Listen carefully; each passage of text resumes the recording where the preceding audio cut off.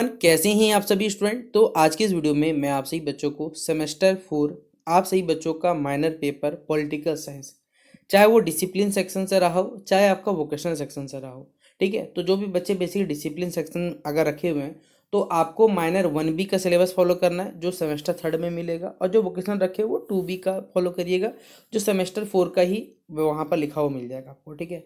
अगर आपको ये बातें से समझ ना आ रहा हो तो आप हमारा जो माइनर पेपर का जो सिलेबस का वीडियो आप उसको देखिएगा, तो आपके सारे जो डाउट्स रहेंगे वो क्लियर हो जाएंगे, ठीक है। तो इस वीडियो को आप अपने दोस्तों को शेयर करिएगा। चैनल पर अगर आप न्यू आए सब्सक्राइब कर लीजिएगा, साथ में बेल आइकन पे क्लिक करिएगा ताकि इसी प्रकार जब भी हमारा न्यू वीडियो आएगा सबसे पहले आपको अपडेट मिल जाएगा। और बाकी आप सभी बच्चों को आपको हमारे चैनल के द्वारा किसी प्रकार की अगर सहायता हुई होगी, मेजर पेपर, आपका एसी पेपर, आपका नेक्स्ट माफ करिएगा इन्वायरमेंट स्टडीज़ का पेपर, या अभी जो माइनर पेपर, तो आप अपने दोस्तों को भी बताइएगा और इसे स्टोरी पे अपने स्टाफ शेयर कर सकते हैं, ठीक है। तो चलिए वीडियो को शुरू करते हैं हम लोग। ये जो क्वेश्चन है फिलहाल अभी मेरे पास अवेलेबल है वो आपका डिसिप्लिन सेक्शन से, आपके एडमिट कार्ड में अगर आपको 2B शो कर रहा है तो सिर्फ याद रखिएगा वो डिसिप्लिन है, और 2B VOC लिखा हुआ है तो वोकेशनल है, ठीक है। तो जिनका डिसिप्लिन है वो ये वाला सिलेबस के हिसाब से पढ़िएगा, वोकेशनल का अलग है, ठीक है। तो यूनिट 1 में आपको ह्यूमन राइट्स के इंट्रोडक्शन के बारे में पढ़ना है, मतलब जो मानव अधिकार है हमारे पास है। तो मानव अधिकार की अवधारणा को परिभाषित करें। मानव अधिकारों का अन्य अधिकार जिनमें नागरिक, राजनीतिक, सामाजिक और आर्थिक, इनसे क्या संबंध होता है इस चीज़ के बारे में आपको बताने बोला गया है क्वेश्चन नंबर 1 में। और ये जितना सवाल है ये सब सवाल 15 नंबर और 5 नंबर में पूछा जाएगा आपको पेपर में, ठीक है। अगला क्वेश्चन है क्वेश्चन नंबर 2 कि मानव अधिकार के ऐतिहासिक विकास का संक्षिप्त विवरण दीजिए आप, यानी मानव अधिकार का जो ऐतिहासिक विकास हुआ है उसके बारे में आप डिटेल में क्या कर सकते हैं, तो संक्षिप्त रूप में क्या करें विवरण दीजिएगा।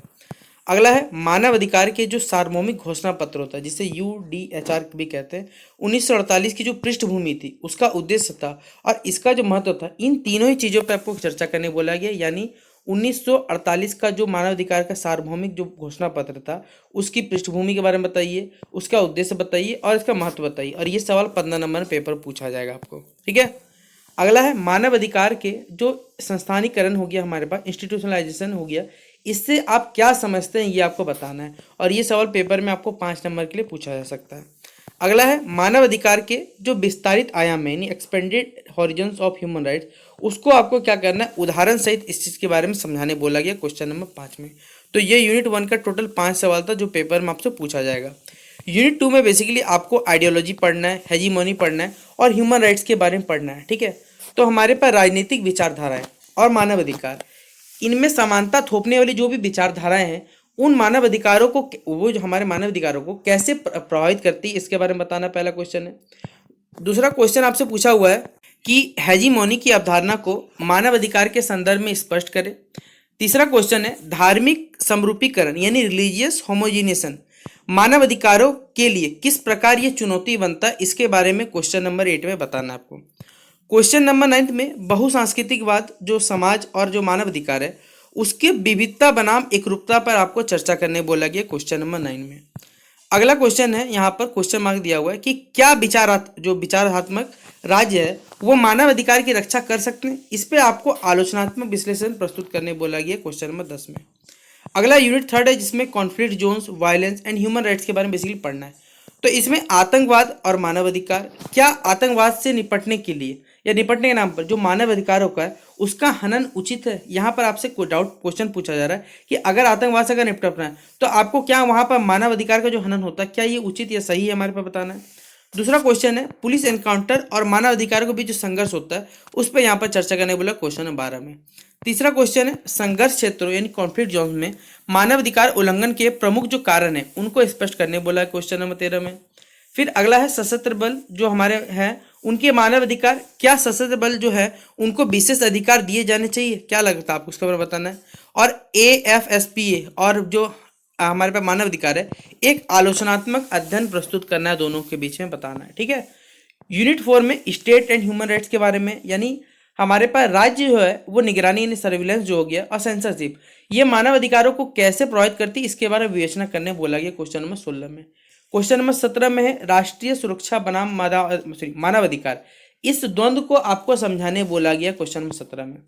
अगला 18 नंबर क्वेश्चन है कि पुलिस हिरासत और ये जो यातना होती है, कस्टोडियल टॉर्चर होता है, उसमें मानव अधिकारों को गंभीर उल्लंघन किया जाता है या क्यों होता है, इसके बारे में। क्योंकि आप सिंपल सा बात है भैया, किसी भी अगर व्यक्ति को आप पुलिस हिरासत या यातना बेसिकली पुलिस हिरासत में रखोगे तो आप उसको नाश्ता थोड़ी कराने जाओगे बैठ के, वहां पर यातना ही दी जाएगी जो मानव अधिकार का उल्लंघन करता है हमारे पास।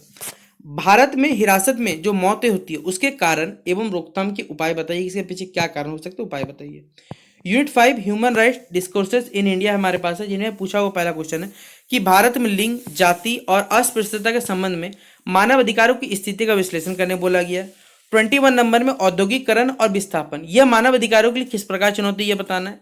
22वां क्वेश्चन है भूमि प्रश्न यानी लैंड क्वेश्चन और आदिवासी के जो मानव अधिकार है उन पर चर्चा करने बोला गया है। क्वेश्चन नंबर 23 में दलित और आदिवासी अधिकार जिनमें संवैधानिक प्रावधान और वास्तविक स्थिति इस पे बताना है।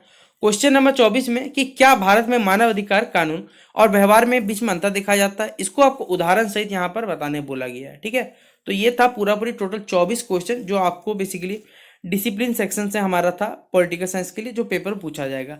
अब यहाँ से जो सवाल स्टार्ट होता है ये सारा का सारा सवाल हमारे पास है, यहाँ गलती लिखा हुआ है, इसे आप 2B कर लेना। ठीक है, ये वोकेशनल का पार्ट है, मैं पहले बता रहा हूँ ये 2B होगा, वोकेशनल पार्ट है। यहाँ पहले क्वेश्चन बोला हुआ है कि explain the relationship among India United states Japan in Indo Pacific region, ये आपको बताना है। क्वेश्चन नंबर 2 है how is India and China competitive for influencing in South Asia. Question number 2 है हाउ डज इलीगल जो माइग्रेंट है basically जो बाहर से आए हुए हैं, चाहे वो बांग्लादेश से आए हो, म्यांमार से, वो किस प्रकार भारत में सेटल हो इसके बारे में बताना है। फिर लेफ्ट एक्सट्रीमिज्म जो है वो भारत में किस प्रकार बढ़ रहा है उसके बारे में आपको यहाँ बताने बोला है क्वेश्चन नंबर 4 में। अगला क्वेश्चन है क्वेश्चन नंबर 5 में कि discuss about the strategic invest of the major powers in South Asia, यानी साउथ एशिया में बेसिकली जो मेजर पावर्स है, चाहे उनमें चीन है, चाहे अमेरिका है, चाहे भारत है, इनके जो स्ट्रेटेजिक इन्वेस्ट है उनके बारे में आपको यहाँ चर्चा करने बोला क्वेश्चन नंबर 5 में।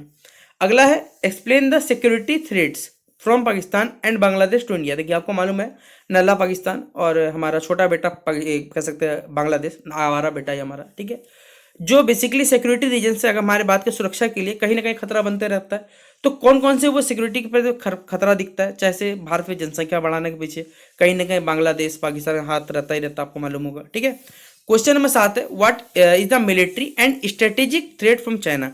हमें चाइना से बेसिकली जो मिलिट्री और स्ट्रेटेजिक थ्रेट क्या है हमें ये बताना है। क्वेश्चन नंबर 8 है जो हमारे पास पूछा हुआ है कि how does India emerge as a economic power in the world. Bharat किस प्रकार विश्व में एक इकोनॉमिक पावर के रूप में उभर के आ रहा है, इसके बारे में बताना है। क्वेश्चन नंबर 9 है कि भारत एक प्रकार से चलिए ये तो इकोनॉमिक पावर हो गया, साथ ही साथ मिलिट्री पावर के रूप में उभर के आ रहा है, इसके बारे में बताना है क्वेश्चन नंबर 9 में। अगला क्वेश्चन नंबर 10 हमारे पास है और ये तो पूछा ही जाएगा 100% कि भारत जो है वो किस प्रकार एक ग्लोबल पावर के रूप में इमर्ज हो रहा है। How does India emerge as a global power, इसके बारे में बताना है। तो ये था पूरा का पूरा आपसी बच्चों का टोटल 10 सवाल जो वोकेशनल के पेपर के लिए इंपॉर्टेंट है। तो वोकेशनल का सिलेबस अलग से दिया हुआ, आप वेबसाइट पे जाकर वहां डाउनलोड कर सकते हैं या फिर वीडियो अवेलेबल है उसको ही देख लीजिएगा। तो शेयर करिएगा इस वीडियो को अपने सभी दोस्तों के साथ, कैसा लगा वीडियो जरूर बताइएगा। मिलते हैं नेक्स्ट वीडियो पे, तब तक के लिए जय हिंद और जय भारत।